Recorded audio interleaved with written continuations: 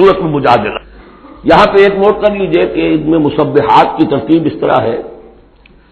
ایک مسبحات میں سے ام المسبحات سورہ حدید، پھر ایک ہے بغیر مسبح تسبیح کے، پھر ایک سورت آئے گی پھر مسبحات میں سے سورہ حشر، پھر ممتحنہ آ جائے گی بغیر تسبیح کے.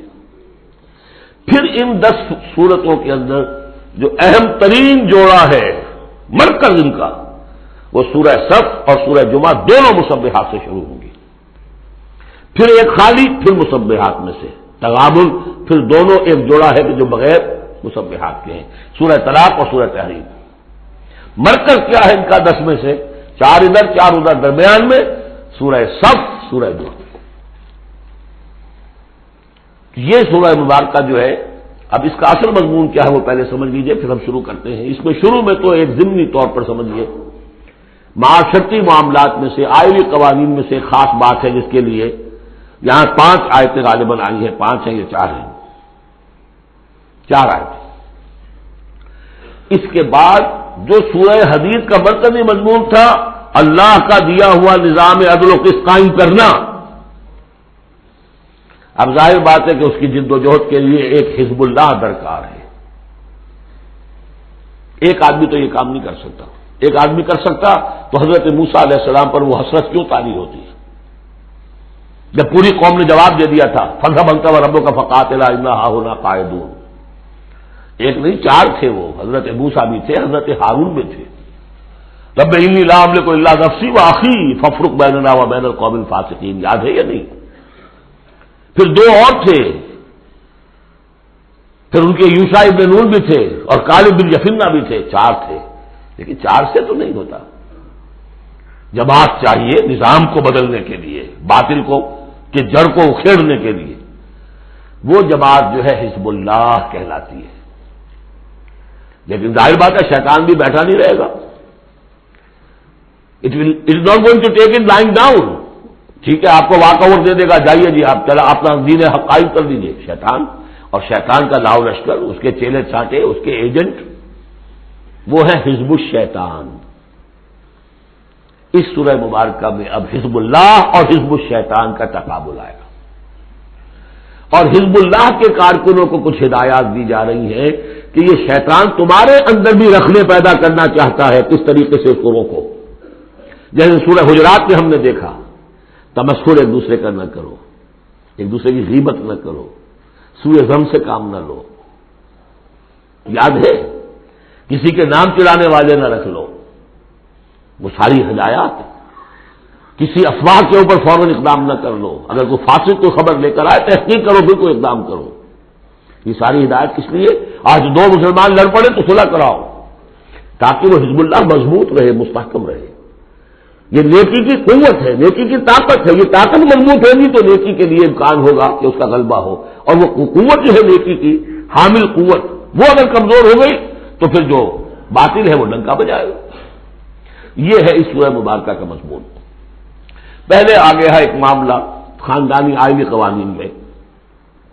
بسم اللہ الرحمن الرحیم. قد سمع اللہ قول التی تجادلک فی زوجہا.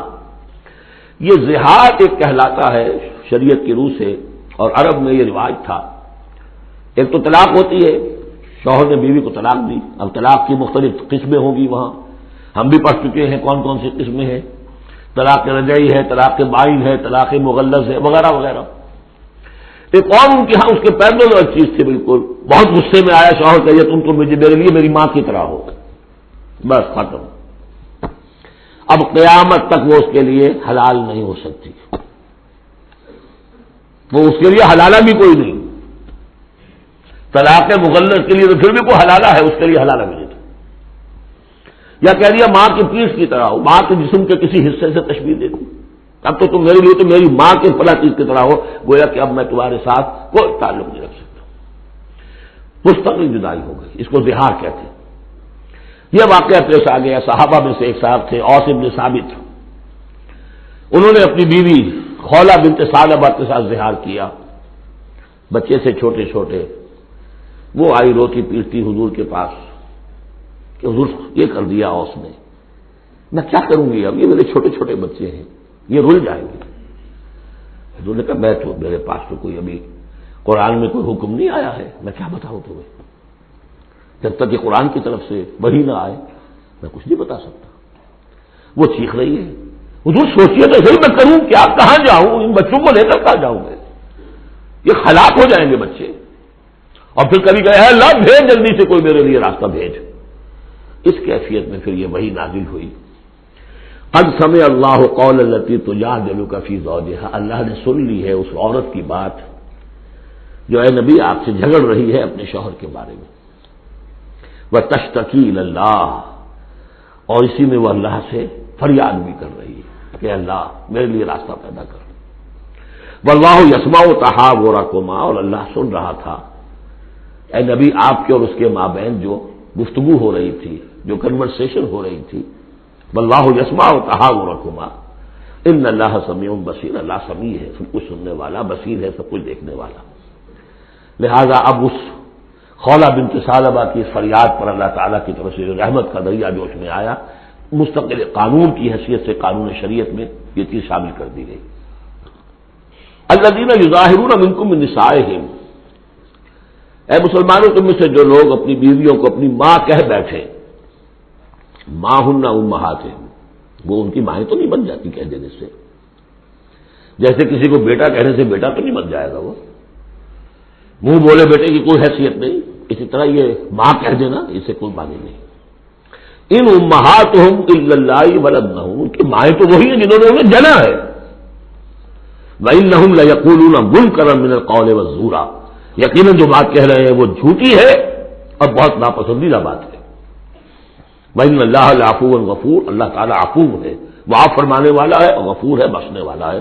کیونکہ ابھی تک یہ رواج تھا، چل رہا تھا، لہذا اگر اور سے یہ بات ہو گئی ہے تو اللہ معاف کرے گا انہیں، اور جس سے بھی ہوئی ہے اس وقت اللہ معاف کرے گا، لیکن اب جو ہے قانون آ رہا ہے۔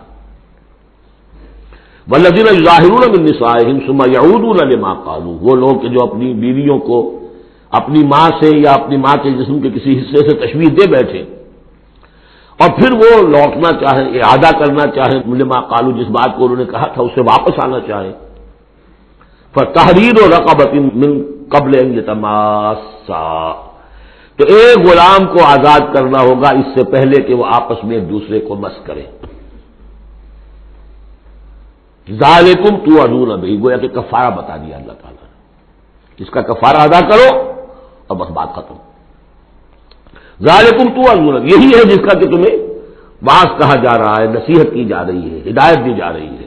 واللہ بما تعملون خبیر، اور جو کچھ تم کر رہے ہو اللہ اس سے باخبر ہے۔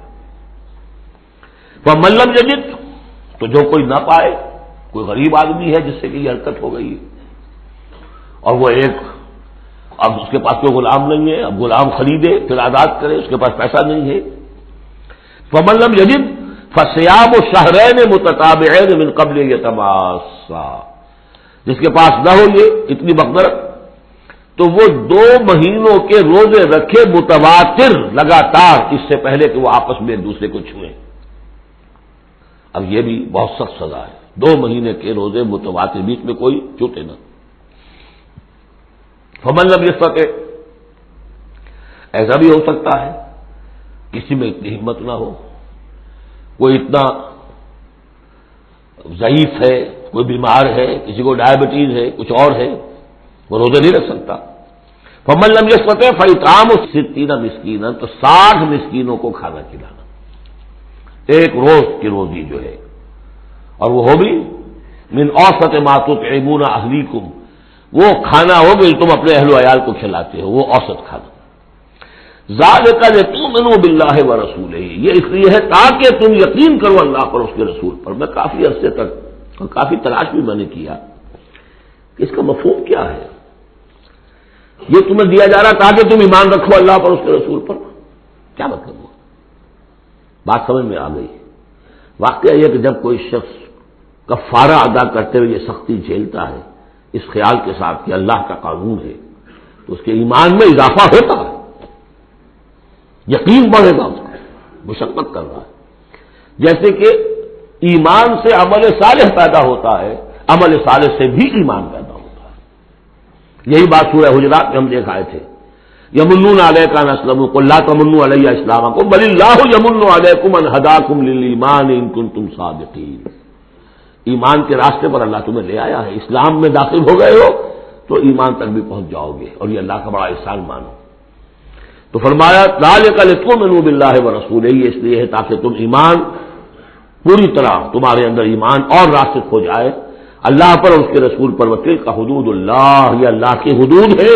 وللکافرین عذاب علیم، اور کافروں کے لیے بہت دردناک عذاب ہے. ان الذين يحادون الله ورسوله كبتوا كما كبت الذين من قبلهم وقد انزلنا آيات بينات وللكافرين عذاب مهين. صدق الله العظيم. جیسا کہ میں عرض کر چکا ہوں، سورہ حدید میں اللہ تعالیٰ کے لائق دیے ہوئے نظام عدل و قسط کے قیام کو، انبیاء کرام کی بعثت، کتابوں کے نزول اور جو میزان اللہ نے عطا فرمائی ہے اس کا مقصد قرار دیا گیا. ظاہر بات ہے کہ اس نظام عدل و قسط کو قائم کرنے کے لیے جد و جہد ایک سعی کرنی پڑے گی، اور اس میں یقیناً رکاوٹ ڈالی جائے گی ان لوگوں کی طرف سے کہ جو ایک غیر عادلانہ نظام میں مفادات اٹھا رہے ہوں، جن کو کہ کچھ پریولیجز حاصل ہوں. مثلا فرض کیجئے کسی معاشرے کے اندر سیاسی ریپریشن ہے، جبر ہے. ظاہر بات ہے وہ ڈکٹیٹر ہیں، کچھ لوگ ہیں کہ جنہوں نے دوسرے لوگوں کو دبایا ہوا ہے، وہ کبھی پسند نہیں کریں گے کہ لوگوں کو ان کے حقوق مل جائیں. یا کسی معاشرے کے اندر زیادہ نمایاں چیز جو ہے وہ معاشی استحصال ہے، اکنامک ایکسپلائٹیشن ہے. نتیجہ کیا ہوگا کہ ایک طبقہ ہوگا غرباء کا، ہیو ناٹس کا، ایک ہوگا ہیوز کا. وہ ہیوز والے جو ہے کبھی نہیں چاہیں گے کہ نظام بدلے، وہ رجسٹ کریں گے ٹوتھ اینڈ نیل. لہذا ایک کشاکش، ایک تصادم ناگزیر ہے. اس تصادم کے لیے دو گروہ نمایاں ہوتے چلے جائیں گے. ایک جو اللہ کے دین پر ایمان رکھنے والے اور جنہوں نے اپنی زندگیوں کو اس کام کے لیے وقف کر دیا ہو کہ اللہ کے دین کو نافذ کریں. دوسرے وہ کہ جو اس کی مخالفت کریں گے. اب ان دونوں کی کشاکش اور دونوں کے لیے علیحدہ علیحدہ عنوان ہیں جو تجویز کیے جا رہے ہیں سورہ مجادلہ میں. ارشاد ہوا ان الذین یحادون اللہ ورسولہ. یہ یحادون یہ بھی حدیث سے ہی بنا ہے. محاددہ باب مفاعلہ، جیسے جوہد سے مجاہدہ، تو محاددہ مقاتلہ باب مفاعلہ، یعنی سخت مخالفت، پوری طاقت کے ساتھ مخالفت. یقیناً وہ لوگ جو پوری قوت کے ساتھ مخالفت کرنے پر تل گئے ہیں اللہ کی اور اس کے رسول کی. اور ظاہر بات ہے کہ اللہ اور اس کے رسول سے مراد اللہ کا دین ہے. اللہ تعالیٰ کی ایک تکوینی حکومت تو پوری دنیا میں ویسے ہی قائم ہے. اللہ کی کوئی کیا مخالفت کرے گا؟ اللہ کے رسول صلی اللہ علیہ وسلم سے بھی ذاتی پرخاش کسی کو کچھ نہیں تھی، کوئی ذاتی چپکلش نہیں تھی. جیسا کہ سورہ نام میں ہم نے پڑھا ہے وَلَٰكِنَّ الظَّالِمِينَ بِآيَاتِ اللَّهِ يَجْحَدُونَ. یہ تو اللہ کی آیات کا انکار کر رہے ہیں. اے نبی جنگ آپ سے نہیں ہے ان کی، وہ تو ہمارے دین سے ہے. تو یعنی وہ لوگ کہ جو پوری قوت کے ساتھ مقابلہ کر رہے ہیں، مخالفت کر رہے ہیں اللہ کی اور اس کے رسول کی، یعنی اس کے دین کی اور اس کے دین کے قیام کی. دین بھی اگر رکھا رہے کتابوں میں لکھا ہوا اور مزید پی ایچ ڈیز اس پہ آپ کرتے رہیے، کتابیں لکھتے رہیے، تو انہیں کوئی اعتراض نہیں. لیکن جب آپ یہ کہیں گے کہ اس دین کو قائم کرنا ہے تو یہ ہے بات کہ جو بہرحال ٹھنڈے پیٹوں برداشت نہیں کی جا سکتی. ان الذین یحادون اللہ ورسولہ کبتوا کما کبت الذین من قبلہم. وہ خوار ہو گئے، تباہ ہو گئے جس طریقے سے کہ ان سے پہلے کے لوگ تباہ ہوئے تھے. یعنی یہ کہ جیسے قوم فرعون تباہ ہوئی، قوم نوح تباہ ہوئی، قوم ہود تباہ ہوئی، جس نے بھی مخالفت کی اللہ کی اور اس کے رسول کی، ان کا جو انجام ہوا وہ تمہیں معلوم ہے. وقد انزلنا آیات بینات، اور ہم اتار چکے ہیں روشن آیات. یعنی مکی صورتوں میں یہ سارے واقعات آ چکے ہیں. بڑی بڑی قومیں جو تم سے کہیں بڑھ کر اے قریش اور اے عرب کے مشرکوں تم سے کہیں بڑھ کر زیادہ طاقتور تھے، ان کو ہم نے ہلاک کیا. وللکافرین عذاب مہین، یہ تو دنیاوی عذاب تھا جو ان پر آیا، ابھی ان کے لیے عذاب مہین جو ہے ذلت والا عذاب آخرت کے اندر ہے.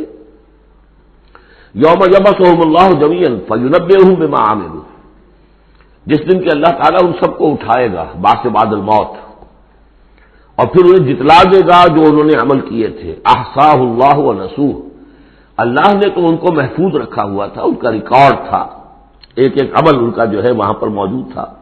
ونسوہ، وہ بھول بھی چکے تھے کہ انہوں نے کیا کیا زیادتیاں کی ہیں، کیا کیا حرام خوریاں کی ہیں، وہ تو بھول چکے تھے. واللہ علی کل شیء شہید، اور اللہ تعالیٰ تو ہر چیز پر گواہ ہے، خود نگران ہے. الم تر ان اللہ یعلم ما فی السماوات و ما فی الارض، کیا تم نہیں دیکھتے کہ اللہ تعالیٰ تو جانتا ہے جو کچھ بھی ہے آسمانوں میں اور جو کچھ بھی ہے زمین میں.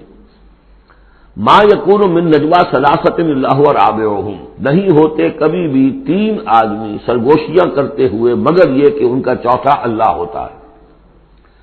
جماعتی زندگی میں ایک بڑا فتنہ پیدا ہو جاتا ہے کہ گروپ بندی ہو جائے، اور پھر وہ گروپس جو ہیں خفیہ جو ہے چیمیں گوئیاں شروع کر دیں. ایک جماعت ہے، اس جماعت میں ظاہر بات ہے اختلاف رائے بھی ہو سکتا ہے، لیکن اختلاف رائے کے لیے جو فورم ہے جہاں اختلاف رائے کا اظہار ہونا چاہیے وہاں اختلاف کیا جائے، اس کے قواعد و ضوابط کو مضبوط رکھتے ہوئے. اس کی بجائے پرورٹڈ ذہنیت جو ہوتی ہے، تخریبی ذہنیت ہوتی ہے، وہ یہ ہے کہ اپنی ایک علیحدہ سی لابی بنا کر اور اپنے ہی مشورے کر رہے ہیں، گفتگویں کر رہے ہیں، تاکہ اپنے خیال میں تو اور پختہ سے پختہ ہوتے چلے جائیں. اگر عام ڈائلاگ ہو تو اس میں تو پورا موقع ہوتا ہے کہ آج آپ کو کوئی خیال آیا ہے لیکن کل آپ کو اس کی غلطی آپ پر واضح ہو جائے، اور جو دوسرا خیال ہے آپ اس کے قائل ہو جائے کہ نہیں وہ بات واقعی میری سمجھ میں نہیں آئی تھی، اب سمجھ میں آ گئی ہے. لیکن اگر اس کی بجائے اوپن ڈائلاگ کی بجائے اگر یہ خفیہ سرگوشیاں شروع ہو جائیں تو یہ گویا کہ پھر اس جماعت کے لیے یہ ایک بہت بڑا سمجھیے کہ سم میں قاتل ہے، زہر ہے، مہلک زہر. تو اس کا ذکر ہو رہا ہے. ما یکون من نجوا ثلاثۃ، جب کئی علیحدگی میں اور خفیہ مشورے کرتے ہیں تین افراد، الا هو رابعهم، اللہ تعالیٰ ان کے ساتھ موجود ہوتا ہے چوتھا. ولا خمسۃ الا هو سادسهم، نہیں ہوتے کوئی پانچ مگر یہ کہ ہوتا ہے اللہ چھٹا. ولا ادنی من ذلک، ادنا کیا ہوگا، دو ہوں گے ثلاثہ سے نیچے تو ان کے ساتھ تیسرا اللہ ہے.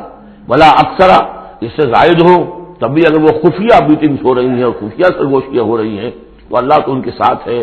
وہ معہم اینما کانوا، یہ وہی الفاظ آ گئے جو سورہ حدید میں بھی آئے تھے، وہ معکم اینما کنتم، اللہ ہوا معہم اینما کانوا، وہ تو موجود ہوتا ہے ان کے ساتھ جہاں کہیں بھی ہوں.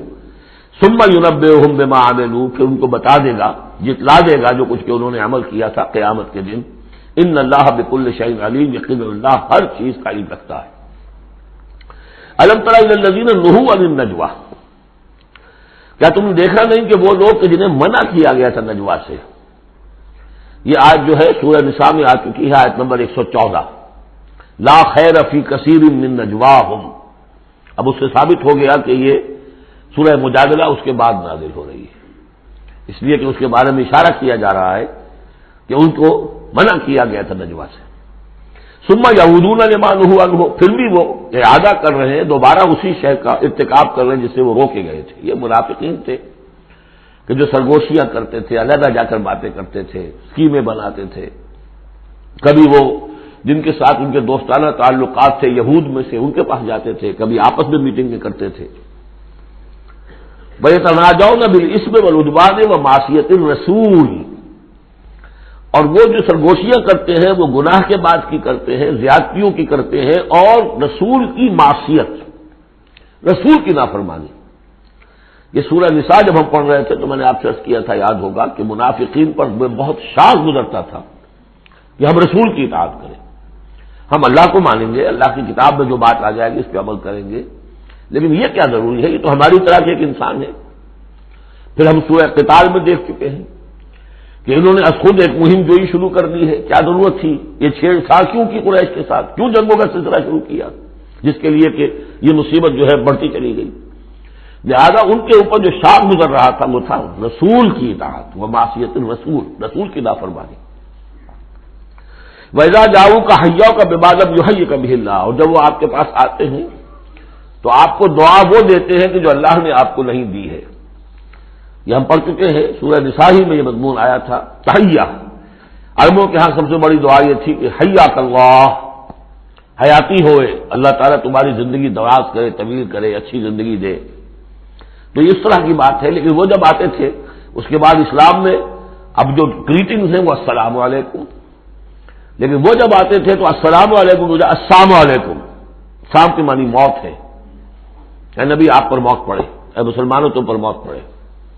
لہذا وَإِذَا جَاءُوكَ حَيَّوْكَ بِمَا لَمْ يُحْيِكَ بِهِ اللَّهُ وَيَقُولُونَ فِي أَنفُسِهِمْ۔ اب دیکھیے یہ نفسیاتی بات ہے، دل ہی دل میں وہ کہتے تھے پھر لولا يعذبنا الله بما نقول، اللہ ہمیں عذاب کیوں نہیں دے رہا ہمارے اس کہنے پر؟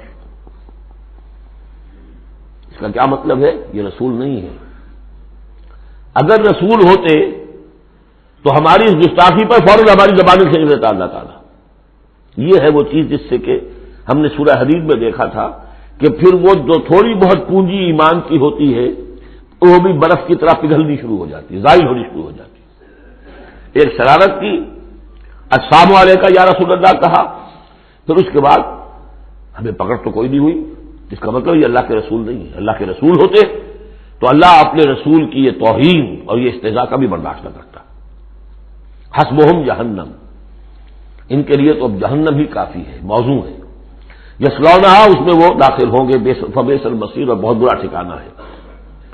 یا ایھا الذین آمنوا اذا تناجیتم، اے اہل ایمان جب تمہیں کوئی سرگوشی کرنی ہو، علیحدہ جا کر بات کرنی ہو، فلا تتناجوا بالاسم والعدوان ومعصیۃ الرسول، تو دیکھو کسی گناہ کے کام کے لیے کوئی مشورہ ہو رہا ہے، اسکیم بن رہی ہے، کہیں کسی پر زیادتی کرنے کے لیے کوئی مشورہ کر رہا ہے خفیہ، یا رسول کی مخالفت، رسول کے احکام کی نافرمانی کی، یہ تمہاری سرگوشی کا موضوع نہیں ہونا چاہیے۔ وَتَنَاجَوْا بِالْبِرِّ وَالتَّقْوَىٰ، ہاں علیحدہ جا کر کسی کو کوئی بات سمجھانی ہے تو نیکی کی تلقین کرو، بھلائی کی تلقین کرو، صدقہ و خیرات کی تلقین کرو۔ وَاتَّقُوا اللَّهَ الَّذِي إِلَيْهِ تُحْشَرُونَ، اور دیکھو اس اللہ سے ڈرتے رہو، اس کا تقویٰ اختیار کرو جس کی طرف کہ تمہیں لازماً جمع کیا جائے گا۔ اِنَّمَا النَّجْوَىٰ مِنَ الشَّيْطَانِ، یہ نجوہ جو ہے یہ شیطانی عمل ہے، یہ شیطان کا کام ہے، یہ اس کی تحریک پر اور اسی کی طرف سے اس کے لیے تمہیں موٹیویشن ملتی ہے۔ لِيَحْزُنَ الَّذِينَ آمَنُوا، تاکہ اہل ایمان جو ہے وہ رنجیدہ ہوں۔ ایک تو یہ کہ یہ ساری ان کی اسکیمیں جو ہوتی تھی وہ اسی لیے ہوتی تھی مسلمانوں کو نقصان پہنچائیں، ظاہر بات ہے کہ نقصان پہنچے گا وقتی اور عارضی طور پر، تو تب بشری کی بنا پر کچھ نہ کچھ رنج اور افسوس تو ہوگا۔ اور ایک اس میں اور بات بھی نفسیاتی یہ ہے کہ فرض کیجئے کہ آپ نے دیکھا 3-4 آدمی ادھر خسر پسر کر رہے ہیں، تو خام خواہ آپ کو خیال ہوتا ہے کہ یہ میرے بارے میں کوئی بات کر رہے ہیں، اور اس سے کہ آپ کی طبیعت پر ایک الٹا اثر ہوتا ہے۔ کبھی کبھی خاص طور ایسا بھی ہوتا ہے کہ آپ کی طرف کسی نے دیکھ بھی لیا مسکرا کے، اور یہ در حقیقت انہیں ستانے کے لیے، چڑھانے کے لیے۔ لِيَحْزُنَ الَّذِينَ آمَنُوا، تاکہ اہل ایمان جو ہے وہ حزن سے دو چار ہوں، دلگیر ہوں، دل گرفتہ ہوں۔ وَلَيْسَ بِضَارِّهِمْ شَيْئًا، حالانکہ یہ شیطان کوئی ضرر نہیں پہنچا سکتا انہیں کچھ بھی، الا بِإِذْنِ اللَّهِ، مگر اللہ کے اذن سے۔ اللہ کی طرف سے کوئی آزمائش آنی ہے تو آئے گی، کوئی روک نہیں سکتا، لیکن شیطان اپنے ارادے سے، اپنے اختیار سے کوئی ضرر نہیں پہنچا سکتا۔ وَعَلَى اللَّهِ فَلْيَتَوَكَّلِ الْمُؤْمِنُونَ، اور اہل ایمان کو توکل کرنا چاہیے صرف اللہ پر۔ اہل ایمان کا توکل اور بھروسہ یہ کچھ نہیں ہوگا ان کے کیے، تم اپنا فرض ادا کرو، اللہ تعالیٰ تمہارے ساتھ ہے۔ یا ایھا الذین آمنوا اذا قیل لکم تفصحوا فی المجالس فافصحوا یفصح اللہ لکم، یہ بھی ان منافقین کا طرز عمل تھا کہ مجالس میں جب حضور کی عام مجلس ہے تو اس میں 3-4 آدمی ذرا قریب ہو کر ایک گچھا سا بن کر بیٹھے ہوئے ہیں، اور جو بات ہو رہی ہے حضور فرمائے ساتھ ساتھ وہ فقرے بھی چست کرتے جا رہے ہیں۔ پھر یہ کہ وہ علیحدہ بیٹھتے تھے کہ ہمارے فقرے کے سچے مسلمان نہ سن لے کہیں، تب تو پکڑ ہو جائے گی ہماری۔ تو گویا کہ ایک گچھا سا بن کر وہ بیٹھے ہوئے ہیں، بہت قریب ہو کر، اپنا ایک علیحدہ سالکہ بنا کر۔ تو اس کے لیے اگر ان سے کہا جائے کھل کر بیٹھو، اس طریقے سے یہ جگہ جگہ پر علیحدہ گروپ بنا کر نہ بیٹھو، کھل کر بیٹھو، معلوم ہو کہ ایک اجلاس ہے، ایک اجتماع ہو رہا ہے۔ فافصحوا، تو تم کھل کے بیٹھا کرو، اللہ تعالیٰ تمہارے لیے کشادگی پیدا کر دے گا، بڑی عمدہ انداز ہے نصیحت کا۔ وَإِذَا قِيلَ انشُزُوا فَانشُزُوا يَرْفَعِ اللَّهُ الَّذِينَ آمَنُوا مِنكُمْ، اور جب کہا جائے کہ اٹھ کھڑے ہو تو چلے جایا کرو، اٹھ جایا کرو۔ یہ بھی ہوتا تھا کہ ایک میٹنگ ہے، مشورہ ہے، گفتگو ہوئی ہے، کوئی مسئلہ طے ہو گیا ہے، اب ہمیں اقدام کرنا ہے، یہ فیصلہ کرنا ہے۔ اب یہ کہ جب مجلس برخاست ہوئی وہ بیٹھے ہوئے وہیں پر کچھ ایک گروپ بنا کر اب اس کے اوپر تبصرے ہو رہے ہیں، یہ بھی در حقیقت بحیثیت مجموعی جماعت کے اندر ایک سوء ظن کی سلسلہ پیدا کرنے والی شے ہے۔ اب جب اجتماع تھا، بیٹھے تھے، اجتماع ختم ہو گیا، آپ جائیے، جب کہا جائے کہ اٹھ جاؤ تو اٹھ جایا کرو، اٹھ کھڑے ہوا کرو۔ یرفع اللہ الذین آمنوا منکم، اللہ تعالیٰ تم میں سے جو واقعی اہل ایمان ہے ان کے درجات بلند کرے گا۔ والذین اوتوا العلم درجات، اور جن کو اللہ تعالیٰ نے علم دیا ہے، حقیقی علم دیا ہے، ان کے درجات بلند کرے گا۔ واللہ بما تعملون خبیر، اور اللہ تعالیٰ جو کچھ تم کر رہے ہو اس سے باخبر ہے۔ یا ایھا الذین آمنوا اذا ناجیتم الرسول فقدموا بین یدی نجواکم صدقہ، اہل ایمان جب تم رسول سے کوئی تنہائی میں بات کرنا چاہو تو ذرا اپنی اس علیحدگی کی بات سے پہلے کچھ صدقہ دیا کرو۔ اب اس کا بھی پس منظر سمجھیے، یہ چیزیں سمجھ میں نہیں آ سکتی اگر جماعتی ایک شکل سامنے نہ ہو اور اس میں ایک جد و جہد کی شکل۔ ہوتا کیا ہے کہ کچھ لوگ وہ اپنی حضور سے قرب ظاہر کرنے کے لیے اور اپنی حیثیت کو علیحدہ ممیز کرنے کے لیے، حضور ذرا مجھے آپ سے علیحدگی میں بات کرنی ہے تاکہ لوگ دیکھ لیں یہ کوئی بڑا چودھری ہے، بڑا اہم آدمی ہے، یہ علیحدگی میں جا کے بات کر رہا ہے، تو بڑا یعنی یہ کہ حضور کو بھی اس پر اعتماد ہے، اور وہ اپنی ایک نمایاں حیثیت ظاہر کرنے کے لیے۔ تو عبداللہ ابن ابی کے بارے میں میں آپ کو بتا چکا ہوں کہ جب حضور جمعے کا خطبہ دینے کھڑے ہوتے تھے تو پہلے صف میں ہوتا تھا، پہلے کھڑا ہو جاتا تھا خود، اور کہتے لوگوں دیکھو توجہ سے سنو یہ اللہ کے رسول ہے، تاکہ اس کی اپنی حیثیت ظاہر ہو جائے کہ وہ یہاں کا چودھری ہے۔ اور وہ تھا مدینے کا چودھری اس لیے کہ خزرج کا سردار تھا، اور خزرج بڑا قبیلہ تھا، اور طے کر چکے تھے اہل مدینہ کہ اسے بادشاہ بنا لیں گے، اپنا نظام بنائیں گے، کیونکہ بہت عرصہ ہو گیا تھا انہیں باہم لڑتے ہوئے اوس اور خزرج کو۔ اب وہ چاہ رہے تھے کوئی ایک نظام ہو جائے، ہمارا بھی ایک بادشاہ ہو کوئی، اور اس کے لیے تاج بن چکا تھا، بس تاج پوشی باقی تھی کہ حضور تشریف لے آئے جو بے تاج بادشاہ بن گئے۔ اب اس کے جو بادشاہی کے خواب تھے سارے کے سارے جو ہیں وہ ختم ہو گئے، لہذا اس کے اندر دشمنی اول روز سے تھی، تو وہ بھی اپنی اس حیثیت کو ظاہر کرنے کے لیے کھڑے ہو کر کہتا تھا۔ اسی طرح یہ کہ اذا ناجیتم الرسول، تو اب آپ نے چونکہ مال سے جو ہے محبت بہت تھی، حضور نے کہا کہ پہلے کو صدقہ دے کر پھر ذرا آ کے حضور سے بات کیا کرو۔ ٹیکس لگا دیا اللہ تعالیٰ نے حضور سے علیحدہ گفتگو کا۔ اب وہ تو اس سے پہلوتی کر گئے، اور تھا صرف یہی بتانا تھا کہ یہ لوگ جو بہت قریب آ کے حضور سے باتیں کیا کرتے تھے، ان کو مال سے اتنی محبت ہے کہ کوئی صدقہ دے کر اور پھر حضور سے علیحدہ گفتگو کرنے کے لیے کوئی آبادہ نہیں ہوا ان میں سے۔ حضرت علی کہتے ہیں رضی اللہ تعالیٰ عنہ، میں واحد شخص تھا جس نے حضور سے تنہائی میں گفتگو کے لیے آپ سے وقت مانگا اور صدقہ جو ہے اس کو پیش کیا، لیکن اللہ تعالیٰ نے جلد ہی اس حکم کو جو ہے منسوخ بھی کر دیا، یہ حکم بہت جلدی منسوخ ہوا ہے۔ یا ایھا الذین آمنوا اذا ناجیتم الرسول فقدموا بین یدی نجواکم صدقہ ذالک خیر لکم واطہر، یہ تمہارے لیے بہت بہتر بھی ہے اور بہت پاکیزہ بات ہے۔ فإن لم تجدوا فإن اللہ غفور رحیم، ہاں اگر تم غریب ہو، تمہیں نہیں تمہارے پاس کوئی شے ہے تو اللہ تعالیٰ غفور و رحیم ہے، یہ گنجائش رکھتی تھی۔ لیکن ظاہر بات ہے منافقین تو غریب نہیں تھے، وہ تو متمول لوگ تھے، مرفع الحال لوگ تھے۔ اس کے بعد فرمایا اشفقتم ان تقدموا بین یدی نجواکم صدقات، کیا تم ڈر گئے اس سے کہ رسول کے ساتھ اپنی تنہائی کی بات اور ملاقات سے پہلے کوئی صدقہ دو؟ فَإِذْ لَمْ تَفْعَلُوا وَتَابَ اللَّهُ عَلَيْكُمْ، تو جب تم نے یہ نہیں کیا تو اللہ تعالیٰ نے بھی تمہاری توبہ کو قبول کیا، تم پر نظر عنایت فرمائی۔ فَأَقِیمُوا الصَّلَاةَ وَآتُوا الزَّکَاةَ وَأَطِیعُوا اللَّهَ وَرَسُولَهُ، تو بس ٹھیک ہے نماز قائم رکھو، زکوٰۃ ادا کرو اور اللہ اور اس کے رسول کی اطاعت کرتے رہو۔ وَاللَّهُ خَبِیرٌ بِمَا تَعْمَلُونَ، اور اللہ باخبر ہے اس سے کہ جو تم کر رہے ہو۔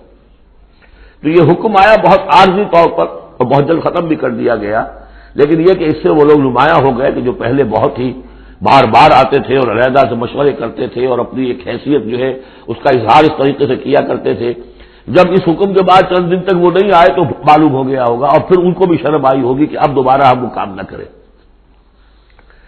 الم تر الی الذین تولوا قوما غضب اللہ علیہم، کیا تم نے غور نہیں کیا کہ وہ لوگ کہ جنہوں نے دوستی گانٹھی ہے ان سے کہ جن پر اللہ کا غضب ہے۔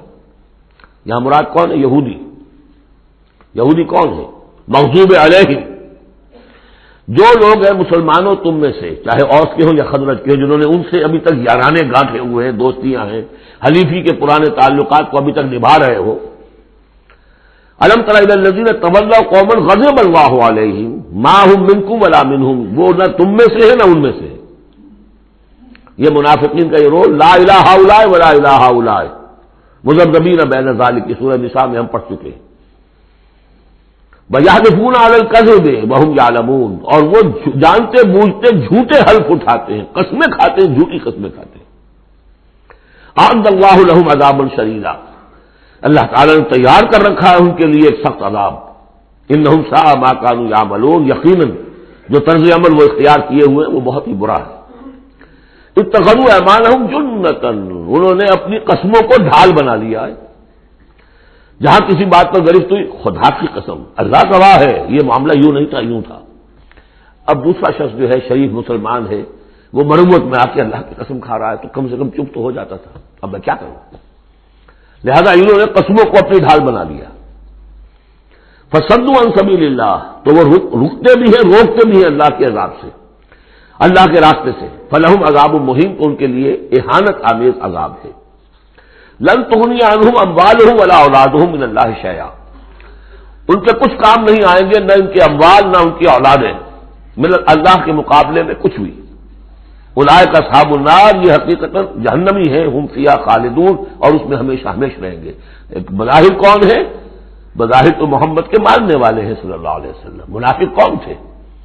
اسلام کا دم بھرتے تھے، کہتے تھے ہم مسلمان ہیں۔ جو سورہ منافقون آئے گی اسی سلسلے میں، قسمیں کھاتے تھے، اذا جاءک المنافقون قالوا نشهد انک لرسول اللہ واللہ یعلم انک لرسولہ واللہ یشهد ان المنافقین لکاذبون۔ یہ منافق جو کہہ رہے ہیں جھوٹ کہہ رہے ہیں، حالانکہ بات تو کہہ رہے ہیں سچی ہے کہ آپ اللہ کے رسول ہیں، بات سچی کہہ رہے ہیں لیکن ہیں جھوٹے، اس لیے کہ ان کے دل میں آپ پر ایمان نہیں ہے۔ یوم یبعثہم اللہ جمیعا، جس دن کہ اللہ تعالیٰ ان سب کو اٹھائے گا، فَيَحْلِفُونَ لَهُ كَمَا يَحْلِفُونَ لَكُمْ، تو وہ اللہ کے سامنے بھی اسی طرح کی جھوٹی قسمیں کھائیں گے جیسے کہ آج تمہارے سامنے کھا رہے ہیں۔ یعنی یہ کہ ان کی عادت جھوٹی قسمیں کھانے کی اتنی پختہ ہو جائے گی کہ تمہارے سامنے جس طرح کی جھوٹی قسمیں کھاتے ہیں، ایسی جھوٹی قسمیں اللہ کے سامنے کھائیں گے، وہاں بھی جا کر یہ چوکنے والے نہیں ہیں۔ یحلفون لکم، جیسے تمہارے یہ قسمیں کھاتے ہیں، یحسبون انہم علی شیء، اور سمجھیں گے کہ ہم ہیں کسی نہ کسی بات پر، ہماری بھی کوئی حیثیت ہے، بہرحال ہم نے بھی کچھ نہ کچھ تو کام کیا تھا، ہم نے نمازیں پڑھی تھی، ہم نے روزے رکھے تھے، ہم نے آخر ایک وقت میں ہم اسلام قبول کیا تھا ہم نے۔ وَيَحْسَبُونَ أَنَّهُمْ عَلَىٰ شَيْءٍ أَلَا إِنَّهُمْ هُمُ الْكَاذِبُونَ، آگاہ ہو جاؤ کہ وہ حقیقت میں جھوٹے ہیں۔ استحوذ علیہم الشیطان، شیطان نے ان کو اپنے قابو میں کر لیا ہے، شیطان نے قابو پا لیا ہے ان پر۔ فَأَنسَاهُمْ ذِكْرَ اللَّهِ، اور انہیں غافل کر دیا ہے، بھلا دیا ہے انہیں اللہ کی یاد۔ اولئک حزب الشیطان، جان لو کہ یہ ہے شیطان کی پارٹی، یعنی شیطان کی پارٹی جو ہے، ایک تو وہ ہے کہ جو کھلم کھلا سامنے سے وار کرنے والے ہیں، مشرکین مکہ تھے، کھلم کھلا جو بھی کر رہے تھے حضور کے خلاف، کھلم کھلا اقدام تھا ان کا۔ انہوں نے اپنی گردنیں کٹوائیں اپنے باطل معبودوں کے لیے، اپنے دین کے لیے، اپنے جو بھی ان کے توہمات تھے ان کے لیے۔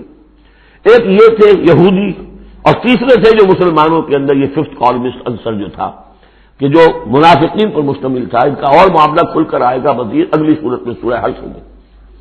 یہ وہ لوگ ہیں جو مسلمانوں کے اندر ہوتے ہوئے حزب الشیطان کے اصل میں رکن تھے۔ اولئک حزب الشیطان الا ان حزب الشیطان هم الخاسرون، آگاہ ہو جاؤ کہ یہ شیطان کی پارٹی والے جو ہیں حقیقت میں یہی ہوں گے خسارے میں، یہی رہیں گے گھاٹے میں، یہی ہوں گے تباہ و برباد۔ اب یہ سائملٹینیس کنٹراسٹ ہے، جب حزب الشیطان کی یہ کارروائیاں اور ان کے یہ مختلف علامتیں بیان کر دی گئی تو حزب اللہ کا ذکر ہو رہا ہے۔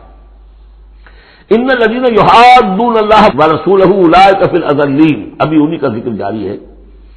یقیناً وہ لوگ جو مخالفت کر رہے ہیں اور ایڑی چوٹی کا زور لگا رہے ہیں، یحادون اللہ ورسولہ اولئک فی الاذلین، یہ لوگ ہوں گے جو سب سے زیادہ ذلیل ہو کر رہیں گے، سب سے زیادہ ذلیل، اذل۔ اور سمجھ لیجئے کہ یہی بات سورہ نساء میں ہے، ان المنافقین فی الدرک الاسفل من النار، یقیناً منافقین جو ہے وہ آگ کے سب سے نچلے طبقے میں ہوں گے۔ اب وہ مضمون آ گیا جو اس سے پہلے سورہ صافات میں بھی آ چکا ہے، اور بہت اہم ہے یہ مضمون، اور اہم مضامین میں نے کئی مرتبہ عرض کیا قرآن مجید میں کم سے کم 2 جگہ ضرور ہوتے ہیں۔ کتب اللہ لأغلبن انا ورسلی، اللہ نے طے کر دیا ہے، لکھ دیا ہے، میں لازماً میں اور میرے رسول غالب آئیں گے۔ سورہ صافات میں ہم پڑھ چکے ہیں، وَلَقَدْ سَبَقَتْ كَلِمَتُنَا لِعِبَادِنَا الْمُرْسَلِينَ إِنَّهُمْ لَهُمُ الْمَنْصُورُونَ وَإِنَّ جُنْدَنَا لَهُمُ الْغَالِبُونَ۔ یہ بات تو ہماری طرف سے پہلے ہی سے طے شدہ ہے کہ جنہیں بھی ہم رسول بنا کر بھیجیں گے ان کے بارے میں ہمارا یہ قانون ہے، اٹل ہے۔ وَلَقَدْ سَبَقَتْ كَلِمَتُنَا لِعِبَادِنَا الْمُرْسَلِينَ إِنَّهُمْ لَهُمُ الْمَنْصُورُونَ، کہ یقیناً ان کی مدد کی جائے گی۔ وَإِنَّ جُنْدَنَا لَهُمُ الْغَالِبُونَ، وہ تو ہمارا لشکر ہے، حزب اللہ ہے، ہماری پارٹی ہے، رسول اور اس کے ساتھی وہ تو ہماری پارٹی ہے، ہمارا لشکر لازماً غالب آئے گا۔ یہاں بھی فرمایا ان الذین یحادون اللہ ورسولہ اولئک فی الاذلین، وہ تو نہایت ذلیل ہوں گے۔ کتب اللہ لأغلبن انا ورسلی، اللہ نے لکھ دیا ہے کہ میں اور میرے رسول غالب آ کر رہیں گے۔ ان اللہ قوی عزیز، بے شک اللہ تعالیٰ زبردست ہے، زور آور ہے۔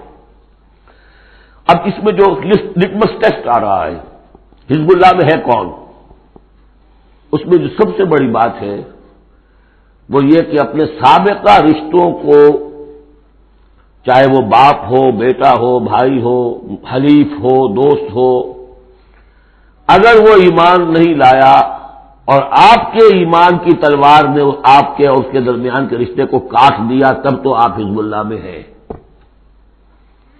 اور اگر وہ رشتہ جو ہے لگا رہا آپ کے ساتھ تو آپ حزب اللہ میں نہیں ہیں۔ لٹمس ٹیسٹ یہ ہے، یکسو ہونا۔ لا تجد قوما یؤمنون باللہ والیوم الآخر یوادون من حاد اللہ ورسولہ، تم نہیں پاؤ گے ان لوگوں کو جو حقیقتاً ایمان رکھتے ہوں اللہ پر اور یوم آخر پر کہ وہ محبت کر رہے ہیں ان سے جو مخالفت کرتے ہیں اللہ کی اور اس کے رسول کی۔ سیدھی سی بات ہے۔ ایک وہ کفار ہیں جو انرٹ ہوں، پیسو ہوں، آپ کے خلاف کوئی اقدام نہ کر رہے ہوں، اسلام کے خلاف ان کا معاملہ علیحدہ ہو جائے گا، یہ سورہ ممتحنہ میں آئے گا۔ لیکن وہ لوگ جو ایکٹیو ہیں، ریزسٹ کر رہے ہیں، اسلام کے خلاف جدوجہد کر رہے ہیں، اگر ان کے ساتھ بھی کوئی دوستی کا رشتہ ہے تو پھر حزب اللہ سے آپ خارج ہو گئے۔ لا تجد قوما یؤمنون باللہ والیوم الآخر یوادون من حاد اللہ ورسولہ، نہیں پاؤ گے تم کسی بھی شخص کو جو ایمان رکھتا ہو اللہ پر اور یوم آخر پر کہ وہ محبت کی پیگیں بڑھا رہا ہو ان سے کہ جن کی مخالفت ہے اللہ سے اور اس کے رسول سے۔ وَلَوْ كَانُوا آبَاءَهُمْ، خواہ وہ ان کے باپ ہوں، او ابناءہم یا ان کے بیٹے ہوں، او اخوانہم یا ان کے بھائی ہوں، او عشیرتہم یا ان کے رشتہ دار ہوں۔ اب وہی نوٹ کر لیجیے آیت سورہ توبہ کی آیت نمبر 24، قل ان کان آباؤکم وابناؤکم واخوانکم وازواجکم وعشیرتکم واموال اقترفتموها وتجارة تخشون کسادها ومساکن ترضونها احب الیکم من اللہ ورسولہ وجہاد فی سبیلہ۔ اللہ کی محبت کے تو آپ بڑے دعوے کر سکتے ہیں، رسول کی محبت کے، رسول کے عشق کے بڑے بڑے دعوے آپ کر سکتے ہیں، لمبے لمبے جلوس نکال سکتے ہیں، بڑی بڑی محفلیں بیعت منعقد کر سکتے ہیں، نعتوں کے اندر زمین آسمان کے کلامیں ملا سکتے ہیں۔ اصل میں جو ٹیسٹ ہوگا کہ واقعتاً اللہ سے اور اس کے رسول سے محبت ہے یا نہیں ہے تو جہاد فی سبیلہ سے ہوگا، وہ تو ٹھوس ہے۔ تو اگر وہ 8 چیزوں کی محبت ان 3 چیزوں کی محبت سے بڑھ گئی فتربصوا، تو جاؤ انتظار کرو، حتی یاتی اللہ بامرہ، یہاں تک کہ اللہ اپنا فیصلہ سنا دے۔ واللہ لا یہدی القوم الفاسقین، اللہ ایسے ناہنجاروں کو ہدایت نہیں دیتا۔ تقریباً اس کی ہم بدن آیت ہے یہ، لا تجد قوما یؤمنون باللہ والیوم الآخر یوادون من حاد اللہ ورسولہ ولو کانوا آباءہم او ابناءہم او اخوانہم او عشیرتہم اولئک کتب فی قلوبہم الایمان وایدہم بروح منہ۔ یہ وہ لوگ ہیں جن کے دلوں میں اللہ نے ایمان لکھ دیا ہے۔ لکھ دینا کسی چیز کا پختہ کر دینا، طے کر دینا، لکھ دیا ہے۔ نقش فی الحجر، جیسے کہ پتھر میں لکیر ہو جائے، ایسا اللہ نے اس کو لکھ دیا ہے۔ وَأَيَّدَهُم بِرُوحٍ مِّنْهُ، اور پھر ان کی مدد کی ہے اللہ تعالیٰ نے اپنی طرف سے، اپنے غیب کے فیض سے، روح سے۔ اب یہ روح فرشتہ بھی ہو سکتا ہے، یا اللہ تعالیٰ کی طرف سے الہام بھی ہو سکتا ہے، تو جو بھی اللہ کی طرف سے غیر مرئی جو بھی مدد آتی ہے وہ سب روح ہے۔ وَيُدْخِلُهُمْ جَنَّاتٍ تَجْرِی مِن تَحْتِهَا الْأَنْہَارُ خَالِدِینَ فِیہا، اور وہ داخل کرے گا انہیں ان باغات میں جن کے دامن میں ندیاں بہتی ہوں گی اور جس میں وہ ہمیشہ ہمیشہ رہیں گے۔ رضی اللہ عنہم ورضوا عنہ، وہ اللہ سے راضی ہو جائیں گے اور اللہ ان سے راضی ہو جائے گا، یا یوں کہیے کہ وہ اللہ سے راضی ہو چکے اور اللہ ان سے راضی ہو چکا۔ اولئک حزب اللہ، اب یہ آیا ہے کنٹراسٹ، وہ حزب الشیطان، یہ حزب اللہ۔ اولئک حزب اللہ، یہ ہے اللہ کی پارٹی، اللہ کی جماعت۔ الا ان حزب اللہ هم المفلحون، آگاہ ہو جاؤ کہ یقیناً اللہ کی جماعت جو ہے وہی فلاح پانے والی ہے، اللہ کی پارٹی ہی کے لیے آخری کامیابی ہے۔